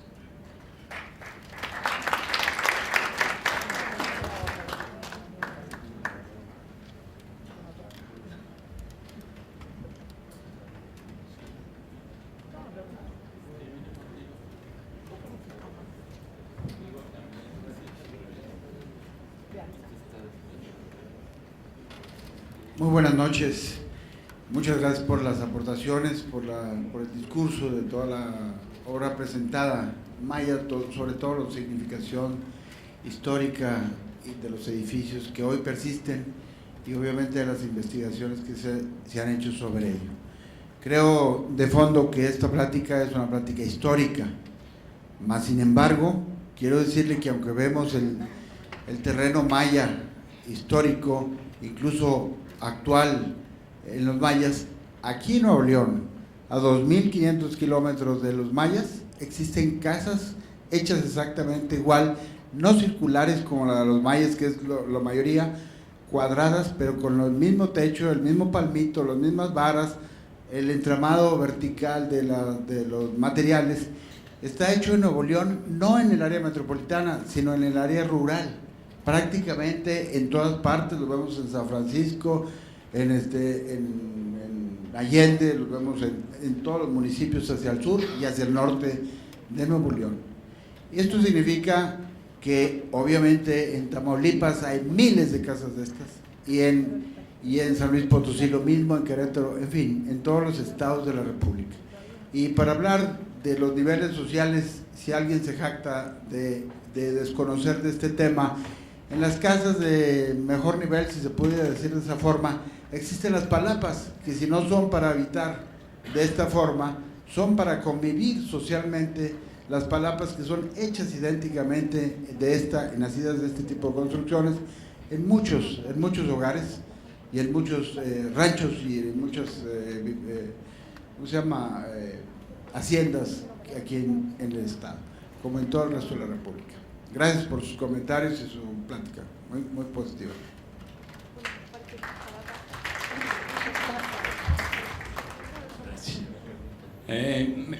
Toda la plática en general me pareció muy interesante. Se los agradezco de corazón.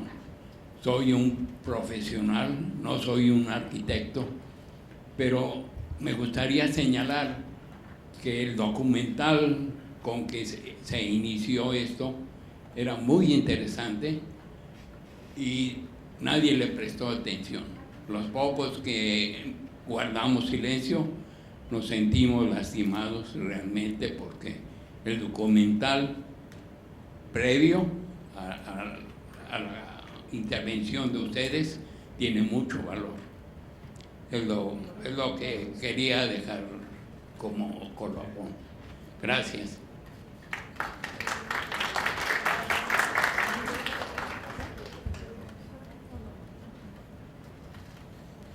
Buenas noches. Nosotros tampoco somos arquitectos, venimos a oír la plática porque a mi esposo le gusta mucho lo de arquitectura de los mayas y todo eso.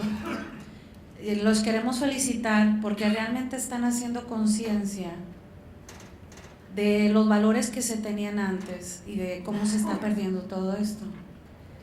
Y no es exclusivo de los mayas, yo creo que, como dice el señor, en Nuevo León, Tamaulipas, Veracruz, donde quiera hay este tipo de construcción. Pero en Veracruz, como hemos ido mucho a Tajín, ahí estuvimos platicando con gente que sabe y también dice que es por los valores que ellos tienen como van construyendo sus casas, que si va orientado al norte, al sur, a las estrellas, que todos esos valores que gracias a estas pláticas ojalá que sigan para que la nueva juventud o las generaciones que vienen entiendan que siempre hay que respetar las creencias, los valores de las personas y la naturaleza. Por eso estamos ahorita como estamos, porque no se respeta la naturaleza. De usar estos materiales, de usar lo que ellos creen que es el alma que consta de las personas, de sus creencias. Y nuevamente muchas felicidades, sigan con eso, enseñándole a la gente dar ese valor que se ha perdido ahora en esta actualidad. Gracias.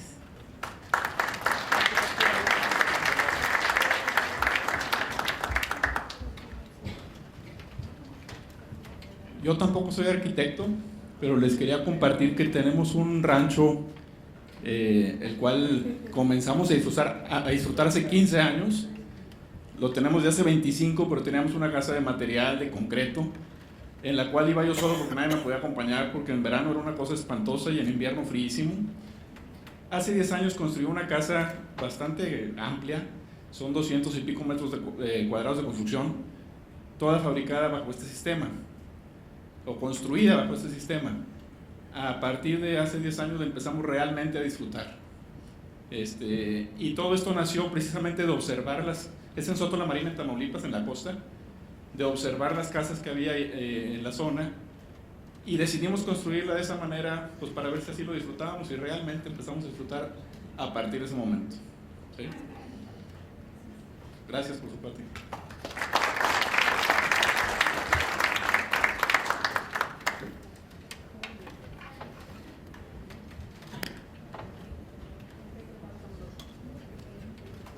Buenas noches. Gracias, Alejandra.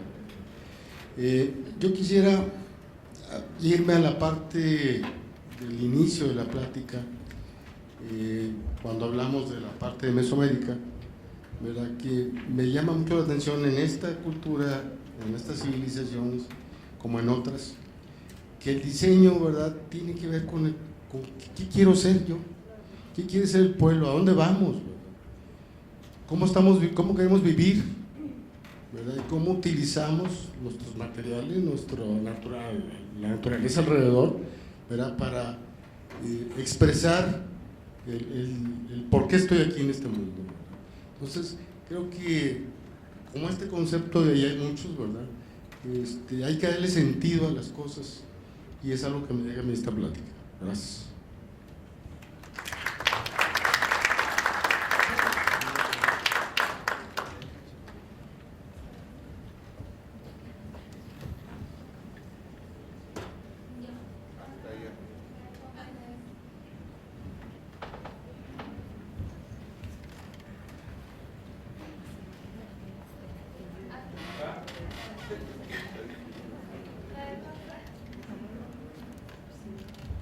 Buenas noches. Yo quisiera preguntarles, actualmente supongo que se siguen construyendo casas mayas. ¿Ustedes saben en qué lugares? O sea, ¿hay una especie de censo, se estudia o así se deja nada más? Sí se sigue construyendo porque sigue siendo una opción de vivienda para los mayas. O sea, a pesar de que se ha encarecido, lo que mencionaban, el hecho de que pues la gente con mayor recursos hace sus palapas, todo eso, ¿no? Solamente hay que ver la zona del Caribe. Los grandes hoteles se distinguen por tener grandes palapas de zacate o de palma, y eso ha mermado en lo que es los recursos naturales para la construcción de vivienda.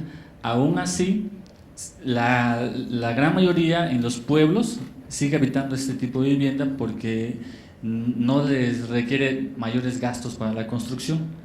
No hay un censo, íbamos a hacer un proyecto en el estado de Campeche, finalmente no, cuestiones políticas van hacia otro sentido, sino hacia la vivienda maya, donde pensamos hacer un estudio y entonces hacer un catálogo georreferenciado de la vivienda maya, que en Campeche no se dio. Estamos haciendo proyectos sobre otro tipo de arquitectura vernácula también, que son Correa de Toros, pero o sea, por lo mismo, o sea, no hay tanto interés, y también por parte de los arquitectos, o sea, hay quienes se han interesado dentro de lo que es la Facultad de Arquitectura y han hecho estudios de casos en poblados, y hasta ahí nada más se ha quedado, y se han ido más hacia estudios de la vivienda, pero pues en la ciudad.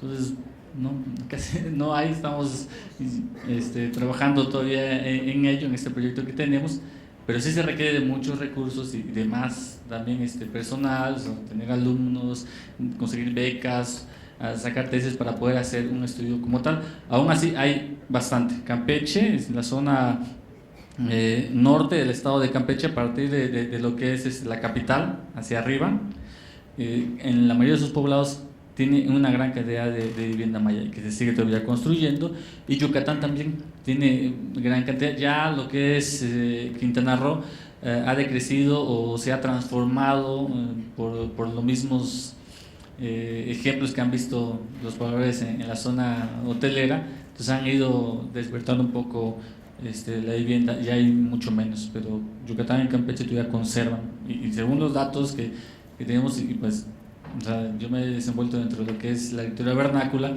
y platicando con otros investigadores que también ven otros tipos de arquitectura, como es el adobe y el tapial, o en zonas costeras, que bueno, va a ser similar el sistema constructivo porque los recursos naturales son similares, ¿sí?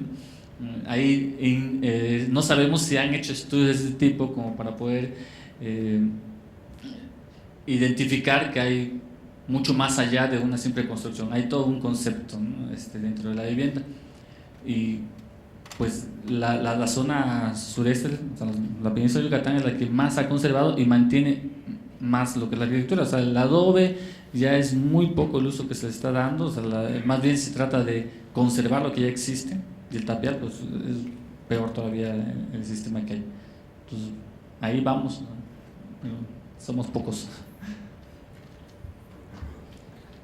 Buenas noches, yo soy estudiante de arquitectura y pues la verdad se me hizo muy interesante toda esta plática y pues siento que puedo aprender mucho de ella, ya que pues los arquitectos tenemos que, yo no soy arquitecta, pero siento que tienen que pues aprender mucho de la historia, de cómo se ha construido, de pues de cómo algo tan simple puede ayudar a que no se caliente la casa, cómo puede sostenerse la estructura.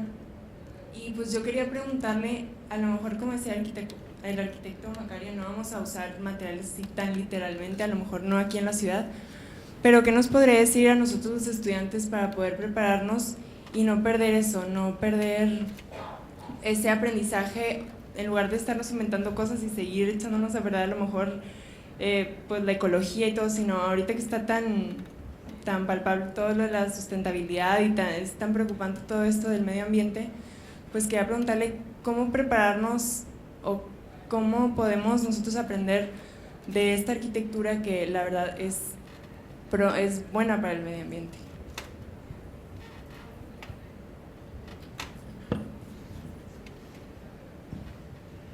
Bueno, normalmente cuando uno diseña, o sea, te piden que hagas todo tu repertorio de investigaciones. Entonces, pues si vas a hacer arquitectura bioclimática, o sea, el primer edificios dentro de tu repertorio, pues debe ser la arquitectura vernácula.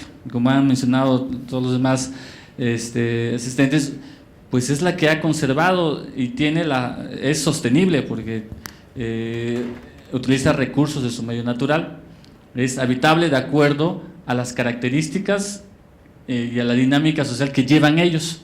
O sea, no es el hecho que pues vamos a hacer pura casa maya, ¿no? Vamos a copiar la casa maya, no. O sea, en primera instancia tenemos que diseñar un hábitat y pensar en el hábitat y ver ese ejemplo como un proceso que se hizo durante varios siglos y que finalmente es un diseño vigente. O sea, hasta hoy día mantiene todas las características de habitabilidad dentro del diseño.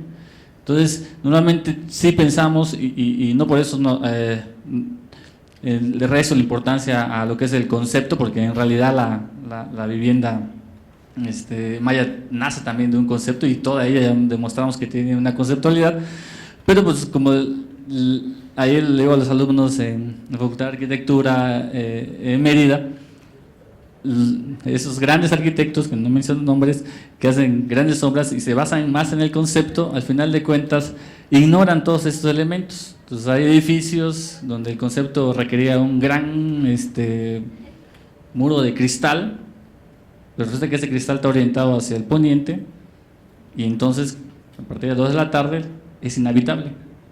Y entonces esa vista que quería pues plantear dentro de su concepto se llena de papeles periódicos tratando de tapar el sol para que puedan trabajar las personas.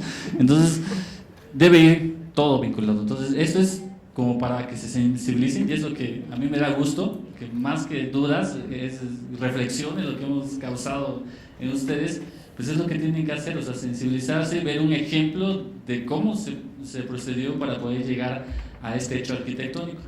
Entonces, dependiendo de las dinámicas que vayan a estar ejecutando sus usuarios, es la forma en que se debe estar planteando esto, pero pensar siempre con un espacio habitable y un espacio vivo. Y en ese sentido, pues hay que utilizar la tecnología que se está dando. Entonces, ese tipo de espacio no es pensado en lo urbano porque tiene funciones propias del medio rural, ¿no? O sea, la gente no va a ir al súper, no va a ir centros comerciales, o sea, en su espacio donde desarrollan también varias actividades y por eso tienen estas características. Pero son como para tomar en cuenta cómo hay una buena solución para una dinámica que se gesta dentro de este hábitat. Yo nada más quisiera agregar qué es lo sustentable de esto. De todas de los 2 estudios que se han hecho, solamente 2, uno en Cobá, Quintana Roo, y otro en Xoquén, que es el oriente de Yucatán, se han encontrado entre 45 y 36 especies diferentes en cada casa. De todo este material, solamente la palma del techo se cultiva, el resto es recolección en el monte. ¿Qué implica esto? Primero implica que los mayas cuidan y protegen el monte, porque de ahí van a salir sus casas. Es decir, si ellos dejan de usar ese material, se deja de cuidar ese monte. Si el papá ya no construye con el hijo ya no va a aprender, porque en este país del colonialismo eso no se va a enseñar en ninguna escuela, menos en una de arquitectura. Cómo hacer una casa maya. O sea, ese es el colonialismo. Eso no vale la pena. Y si se pierde ese conocimiento, se deja de construir y se deja de cuidar ese monte. Mientras ese monte se use como lo usan los mayas, ellos tienen restricciones muy fuertes.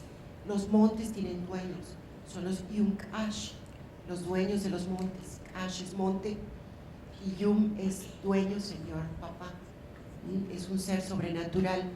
Y hay restricciones, no se puede entrar, hay que pedir permiso para ir a recolectar bajo ciertas condiciones, se tiene que cuidar.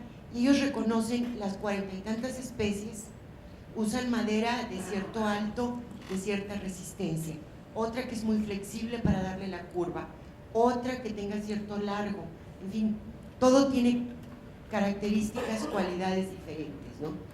Y cuando se pierde la casa, se pierde el monte, me atrevo a decir, porque son, al necesitarlo, lo cuidan, es parte de su cultura y de todo este ciclo. Ahora, por ejemplo, cuando ocurrió el huracán Isidoro, ¿qué fue? No sé, a mí se me cayeron muchos árboles también, y se cayeron muchas casas. Lo que menos se cayó fue la casa maya. De hecho, hubo casos muy interesantes donde la cubierta, el techo, lo levantó el viento y lo tiró allá, y al día siguiente salieron y entre todos lo levantaron y lo volvieron a poner. Ahora, nadie le fue a preguntar a los mayas qué tipo de vivienda querían, nadie. Hubo hasta un gringo que se le ocurrió hacer la forma de la casa maya en cemento y el gobierno lo pagó.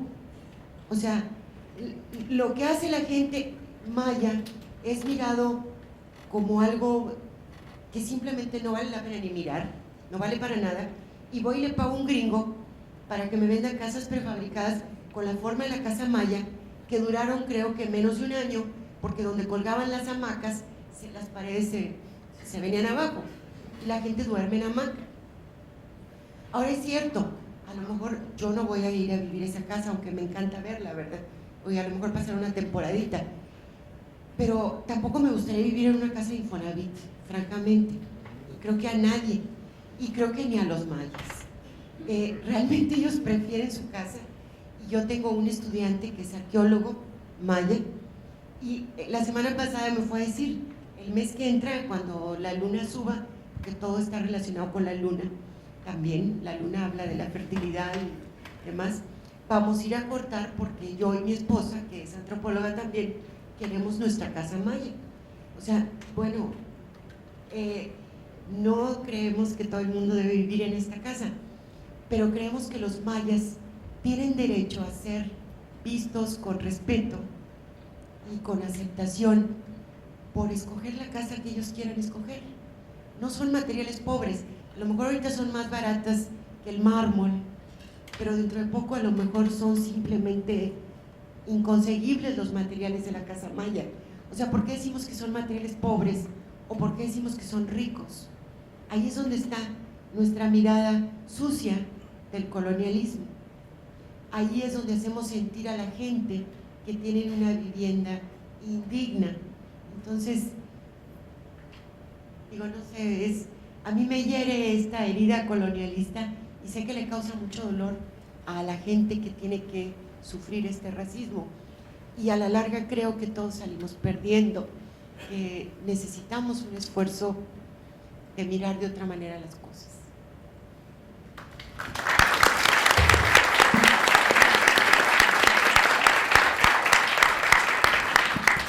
Agradecemos la participación de la doctora Alejandra García Quintanilla y del doctor Aurelio Sánchez Suárez por su excelente conferencia, y al arquitecto Macario Aguirre Puente por sus comentarios, y les entregamos a todos un reconocimiento por su valiosa contribución. El capítulo Monterrey de la Academia Nacional de Arquitectura de la Sociedad de Arquitectos Mexicanos AC otorga el presente reconocimiento a la doctora Alejandra García Quintanilla, al doctor Aurelio Sánchez Suárez. Igualmente otorga el presente reconocimiento por su colaboración en esta plática al arquitecto Macario Aguirre Puente.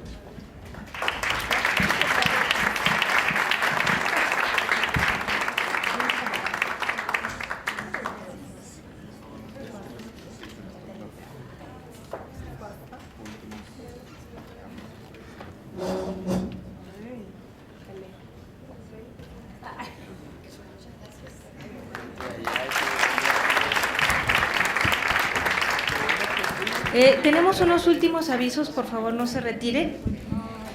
Dos avisos que tenemos son que en esta semana se anuncia el Premio de Arquitectura Joven. Lanzaremos la convocatoria a través de los directores de escuela, que a los alumnos aquí presentes interesados en participar les harán llegar sus maestros y sus directores de escuela.